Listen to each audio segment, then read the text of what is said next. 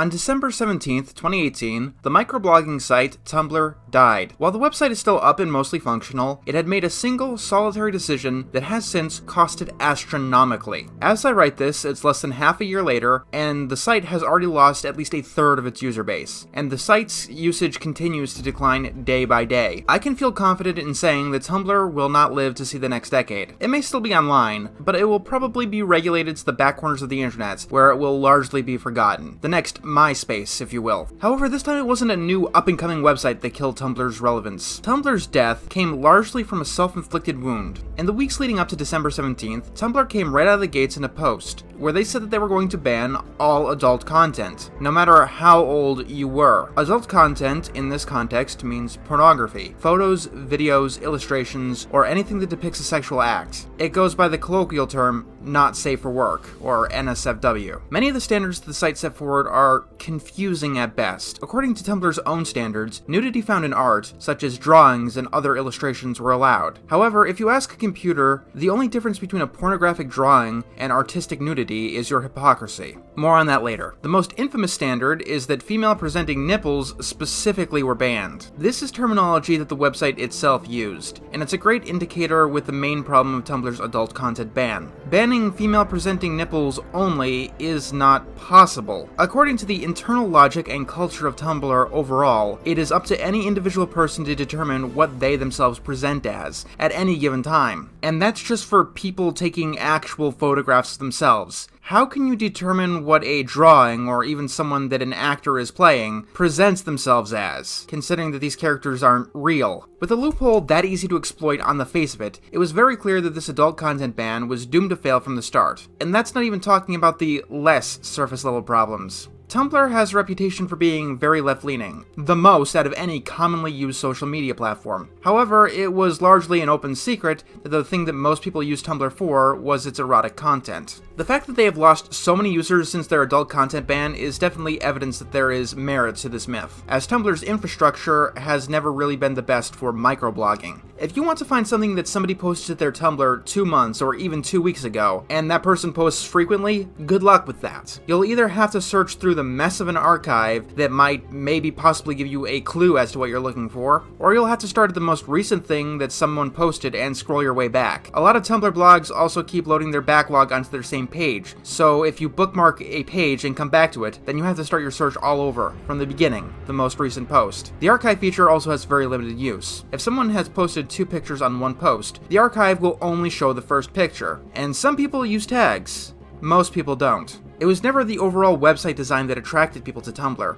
as WordPress or Blogspot would allow someone to do most of what Tumblr did with far better infrastructure and far better results. What Tumblr had going for it was its culture. This move, the adult content ban, largely killed every bit of it, and that goes beyond just the people that were there for the adult content and left because of its removal. But a lot of people left because of how Tumblr tried to police its website in the aftermath. Policing the internet has become one of the greatest challenges of our modern society. A lot of shady dealings do happen on the internet, and stopping things like cybercriminals, sex and drug trafficking, electronic hacking, and other internet crimes are becoming increasingly important. This leads to the question that is the theme of this episode. How do you police the internet, or even a single website like Tumblr? What do you do if you want to get rid of all of the bad stuff on the internet, whether it's legitimate crimes or, in this case, adult content? I'm not even asking how do you get rid of this stuff without casualty. You're allowed to cast as wide a net as you wish. How do you get rid of this one particular thing without, destroying everything? Let me put some numbers in perspective. There's an estimated 1.8 billion websites on the internet, and that number grows by over 100,000 each year. Keep in mind, that's websites, not web pages. Tumblr is one website, but each post on each Tumblr blog is its own web page. As of January 2019, there are over 246 million blogs on Tumblr alone. It sounds big, but it's smaller than the 6,000 tweets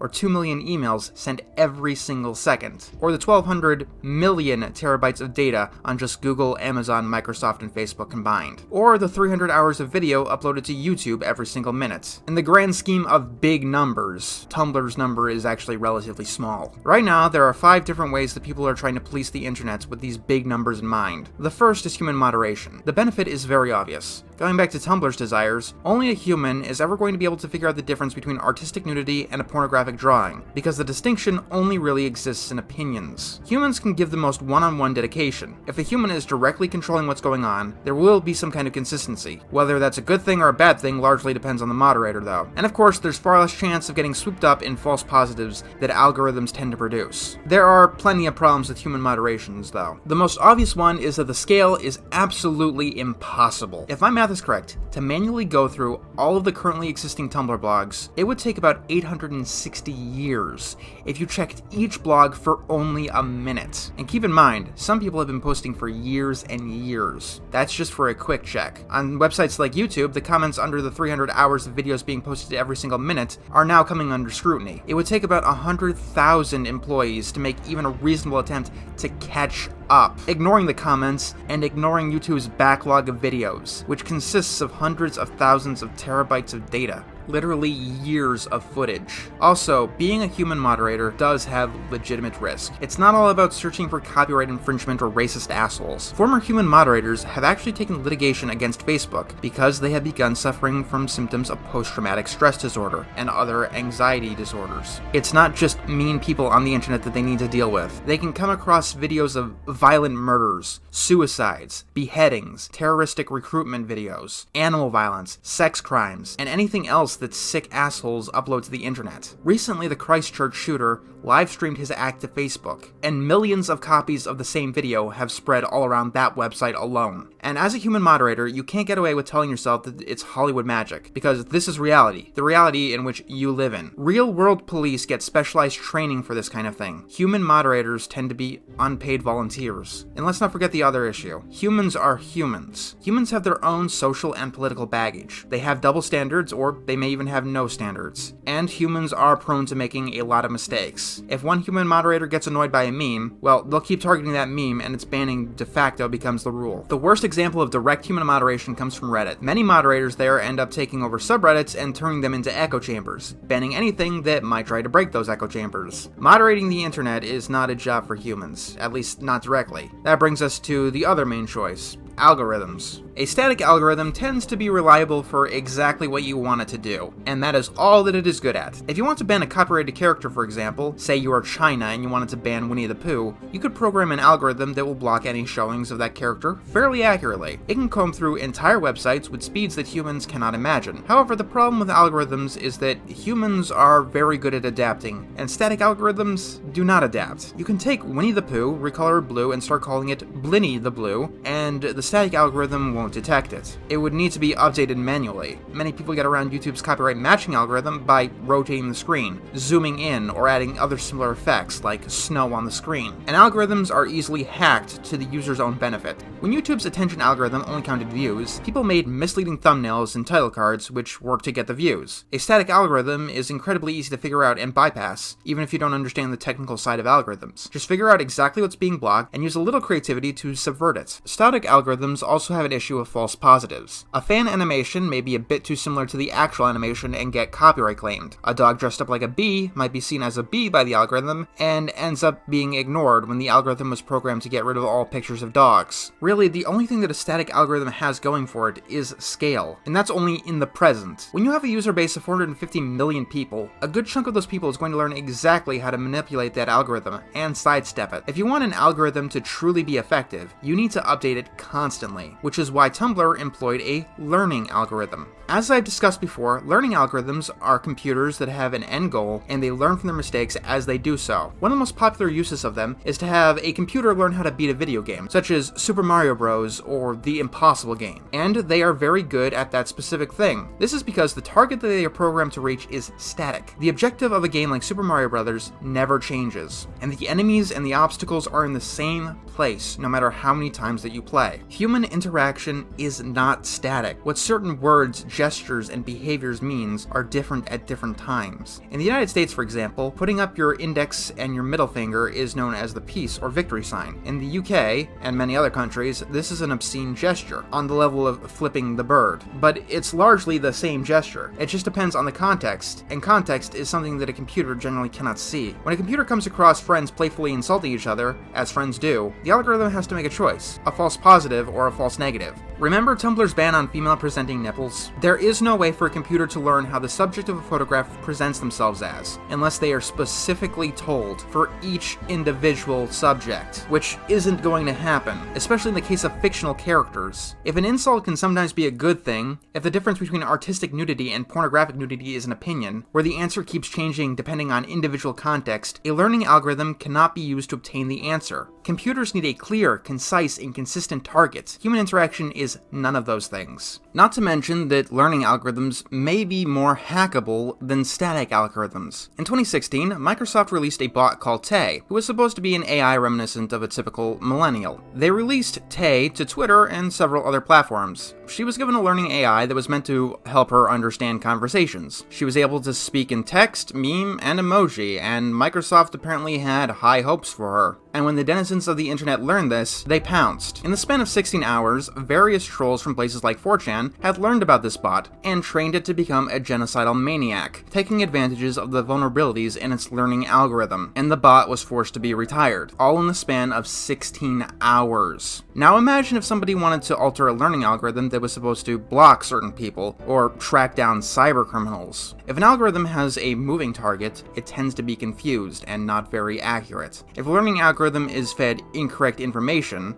backfire or embarrassment may be the least of your issues. It's not hard to feed a learning algorithm bad or incorrect information, especially if you have access to a lot of people with a similar interest. Regardless, every learning algorithm has one universal flaw. They are always terrible to begin with. A learning algorithm is almost designed to fail at the start. It will essentially choose what to block at random to specifically gather false positives, and this has already caused significant damage for people who are using learning algorithms for things that they should not be using learning algorithms for. YouTube's demonetization algorithm was a learning one, lowering the ad revenue of completely random videos without telling the users who uploaded them. But even taking this into context, Tumblr's learning algorithm was among the worst. Tumblr's adult content ban was only supposed to apply to pictures and images. They specifically stated that words and erotic stories would have been absolutely fine to exist on Tumblr. This algorithm initially flagged Tumblr's own blog post, stating that they would be blocking adult content. This blog post only contained words. All too often, it seems like people employing learning algorithms give them no parameters to start with, like only target pictures and not words. Perhaps they thought it was a 6-month job to program this, and it turned out that it would take 2 years to get this up to snuff. Learning algorithms are technology that's clearly not ready for this kind of massive scale. They feel like they're on par with the virtual reality technology of the 1990s. We can see the idea, we can imagine it, but it's nowhere close to what it's supposed to do. It's being used for the incorrect things, and all too often, it feels like programmers trying to get out of their job. With most of these learning algorithms, it feels like someone is saying, I'm too lazy to program this thing, so I'll program it to do my job for me. Whether or not that's the case from the start, it's believable in the results. As of now, a properly working learning algorithm is science fiction. So if humans and computers are both not the right tools for policing the internet, what about top-down moderation? It sounds simple. You make a rule from the top, and you make sure that whenever you find something that goes against that rule, you remove it from the base. Sometimes you'll use a computer, and sometimes you'll use your own human discretion. Tumblr, for example, was removed from the Apple Store because Tim Cook has gone on record that he doesn't want any pornographic material on his website. We're looking at every app in detail. What is it doing? Is it doing what it's saying it's doing? Is it meeting the privacy policy that they're stating, right? And so we're always looking at that. Should we raise the bar even more? We're always looking at improving and raising the bar. But we do carefully review each app and police now. And we don't subscribe to the view that you have to let everybody in that wants to, or if you don't believe in free speech. Mm-hmm. Which is very right. We don't believe that. Yeah. We don't believe that because we're like the guy on the corner store. What you sell in that store says something about you. And if you don't want to sell that other thing, you don't sell it. It doesn't mean that you can't use an iPhone to go to your browser and go to some porno site if you want to do that. But nobody does that. But I'm not making fun of it. No, I know. But I'm just saying that it's not what we want to put in our store. Right. We want kids to go to the store, right? Because kids, there's a lot of learning, education apps in the store. And so we've always done that. We've worked for the music industry to code things explicit. And so a parent could say, I don't want my child listening to explicit content. We've made sure all the movies are coded in such a way where you can say, I only want my child looking at G movies or whatever. Or we have a parental control around apps. You can say, I don't want them on these certain apps. And so this is something we've always felt, really Mark responsible Zuckerberg, for. what would you do? What would I do? I wouldn't be in the situation. But that's not all. 8chan was delisted from Google, and YouTube videos about global warming link to the Wikipedia page about global warming. Twitter and Patreon have trust and safety councils, and websites like Facebook work with certain organizations and charities to help make their standards. We can examine the problems with this when it comes to YouTube's attempt to curb misinformation about global warming. There are many issues with how they're going about this, but let's start with the fact that they're linking to Wikipedia. Wikipedia itself has gone out of its way to state that it is not a reliable source, even for events that happen on Wikipedia. The biggest problem with Wikipedia itself is that anyone can alter articles to meet their own ends. Sometimes it's accidental, and sometimes it's not. From there, a journalist, or someone else, can use the information on Wikipedia to write up their own piece about this topic with the misinformation. This new piece can be used as a citation of the original Wikipedia article, even though the fact was totally wrong. As you've learned in school, Wikipedia is where research starts, not where it ends. And that's another problem. When you can't even follow a standard that grade school children were expected to follow, how do you think you're going to convince a conspiracy theorist out of their delusions? Not to mention, YouTube linking to Wikipedia on certain videos is editorializing, which means, once again, like Twitter, they risk their safe harbor protections. They end up being responsible for what is posted on their website, because they are putting their own opinions into the matter. Other websites that are frequently used in top-down fact-checking have just as many issues. They're being ran by humans, and humans have their own biases. And sometimes they like to play politics. Let's take a look at Snopes. Snopes is used by a lot of these big websites to do fact-checking on their websites. But let's look at one particular example of one of Snopes' major flaws. Did Hillary Clinton destroy her phone? That is the question. They rephrased the question to, did Hillary Clinton use a hammer to smash her mobile phone during an FBI investigation? They consider this a mixture of true and false, because Hillary Clinton, personally herself, did not physically destroy her phone with a hammer. According to Snopes, one of Hillary Clinton's aides told the FBI that on 2 occasions he disposed of her unwanted mobile devices by breaking them or hammering them. But it's only a mixture of true and false, because Hillary Clinton herself did not personally destroy her phone with a hammer. Sites like PolitiFact and Snopes frequently change up the wording of questions so they can say whatever they want to. When the original statement is considered partially true because they've rephrased it, are these the kind of people you want to trust fact-checking your website? You wonder why there's such a problem with conspiratorial thinking in recent years. That's largely because of how conspiracies are being dealt with. It's very, very difficult to get a conspiracy theorist out of the hole that they're in. You cannot do it with raw facts, because it is not facts that got someone into this place. It's emotion. Most people who believe in a conspiracy, whether it be government cover-ups, pseudoscience, or other misinformation, they have heard the correct information. Most of them just dismiss it or move the goalposts in their conspiracy. When you do something like link to the Wikipedia page on global warming, congratulations, you become in on the conspiracy, according to a conspiracy theorist. And they made it harder to pull these conspiracy theorists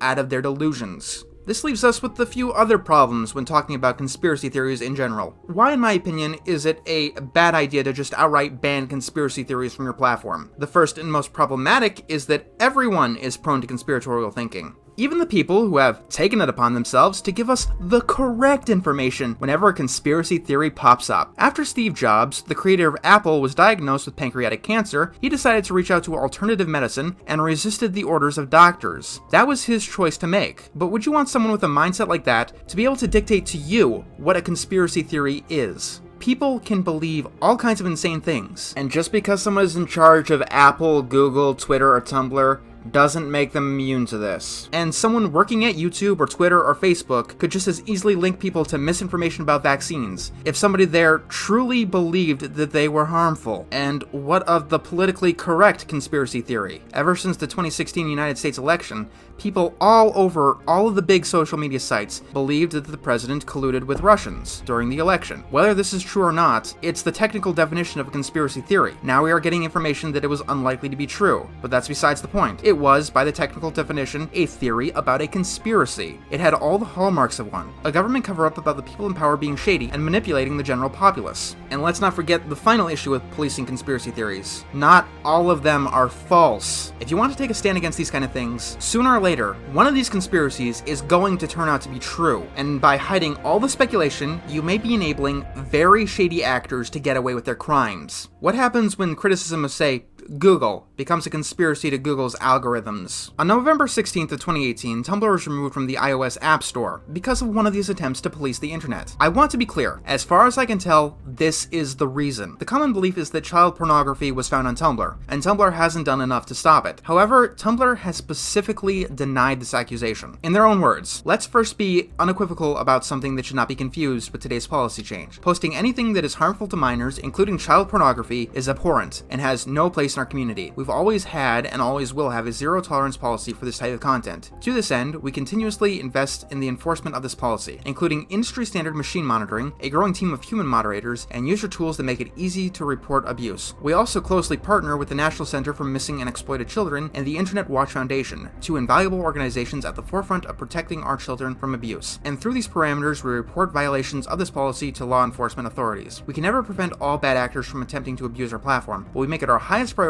to keep the community as safe as possible. Let me be clear, Tumblr never cited being removed from the App Store as a reason for their radical change in direction. Apple has also never specifically stated why they removed Tumblr, but Apple as a corporation has stated that it wants nothing to do with pornography in general. Banning all adult content on Tumblr did massive damage to the site, and something like that could have only seemed like a good idea if the alternative was much, much worse, like being removed from the App Store. Why would Apple state anything to the contrary? Tumblr being removed from the App Store because it had a child pornography problem could only benefit Apple in any and all negotiations, especially because they already couldn't care less if Tumblr dies. It doesn't even matter if it was true or not. The myth is enough to benefit Apple. If Tumblr was willing to make this massive change, you think that they could have done something to be specifically harsher on child exploitation, without incinerating everything else on their platform. Personally, I believe that they took this scorched earth policy because they had to do it. If Tumblr was just removed from the App Store, it would have hurt a while, but they could have survived with their content intact. Appeasing Apple has done too much damage to be truly a benefit. I believe that the cause of the adult content ban was because of the fifth and final category of internet policing: laws. In 2018, the United States government passed two laws, SESTA and FOSTA, the Stop Enabling Sex Traffickers Act and the Allow States and Victims to Fight Online Sex Trafficking Act. You've probably heard this term before. Safe harbor. It's what allows many websites to exist in their current form. If someone uploads something like copyrighted content, the website itself is not liable for this, and this also applies to almost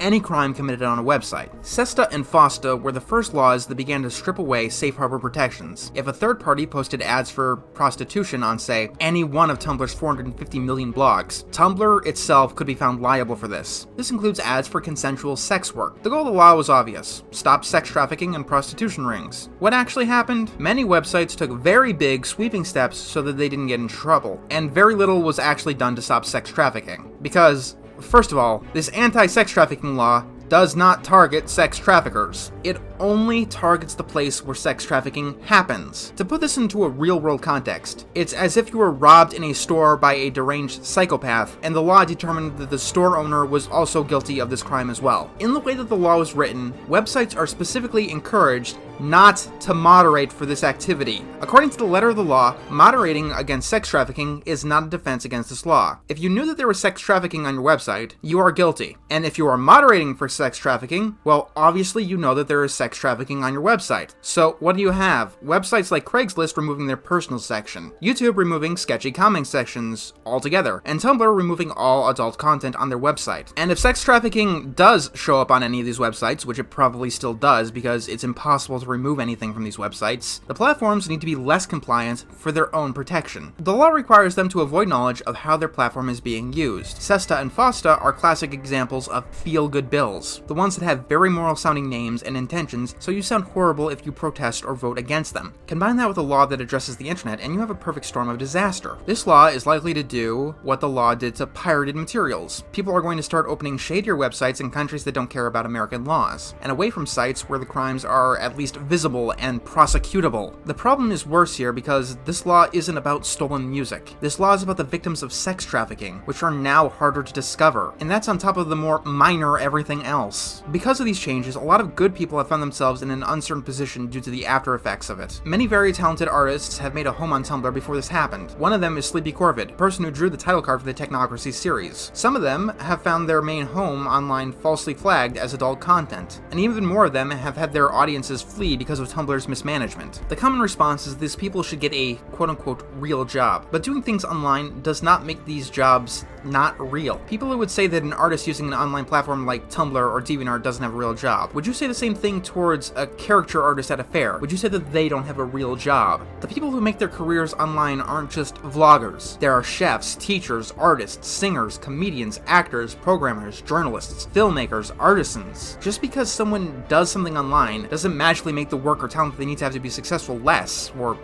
real. Our laws that police the internet tend to do more damage than they prevent. All it takes to avoid these laws is to sidestep to another country, and we have tools that let us do this easily. Most laws pertaining to the internet end up being unenforceable at best. Article 11 and Article 13, for instance, are laws that are meant to take action against copyrighted content in the European Union, but it's not going to work. Let me state it like this. Say you made a law to make it illegal to post pictures of dogs on the internet. How do you even begin to remove them all? In the billions of pages that Google has indexed. What do you do when people start to protest and use proxies or VPNs? You'd have more dogs on the internet than ever before. And this is the legacy of everything that you just try to blanketly remove from the internet. Whether it's pictures of dogs or something truly terrible, like sex trafficking, or the manifesto of a mass shooter. The only thing that's going to fail is the new and upcoming websites that don't have the money or infrastructure to compete. And when I'm calling a site like Tumblr small, a law like this is not going to last because it's not enforceable, and a law that isn't enforced is not a law, it's just a suggestion. To answer the question, how do you police the internet? The answer is the same way that you count all of the stars in the observable universe. The short answer is that you don't. The scale of the internet is literally incomprehensible to the human mind. This video is just one of 5 billion videos that are watched every day on this one website. That's not all the videos that exist, or that are even uploaded to this one site. That's just those that are watched. We are steadily approaching 2 billion websites total on the internet. If each of them had only 15 web pages each, and this includes websites like YouTube that have a dedicated URL to each and every video, there would be more web pages than stars in the Milky Way galaxy. Even if 2/3 of these websites are not active, that leaves you with 650 million individual websites. This is more than 5 times the amount of books in the entire world. Trying to get rid of the bad things in a space like that isn't just legally impossible, it's technically impossible, if for no other reason than just the scope of it all. We have to accept that we will not be able to catch everything. That doesn't mean that we should try to stop finding new things and do our due diligence when things are brought to our attention. But if you think that you could just remove something from the internet with a flick of a switch, that is a grand testament to your ignorance and how badly you do not understand what the internet is. Moves by people to police the internet who do not understand the internet tend to lead to the worst aspects of our technocracy problem, like internet censorship. People have been able to use this thing not just to express themselves, but to bring light to the horrible conditions of their own nation or environment. They can tell us about problems or perspectives that we would have never otherwise considered. And censoring the internet, whether by accident or by intention, leads to a lot of very real human suffering. I don't care if you're China, Pakistan, the European Union, or New Zealand. Attempting to censor the internet like this exacerbates the problems that you're trying to get rid of. And when a government censors the internet, it is a human rights abuse. It leads to actual people actually getting hurt. You restrict the access of information to the innocent citizenry. Meanwhile, you send criminals underground where they can proliferate in areas that you cannot observe or prosecute. One VPN or one website out of your jurisdiction, and the people you're trying to punish get away with no issue. Meanwhile, innocents get hit in the crossfire.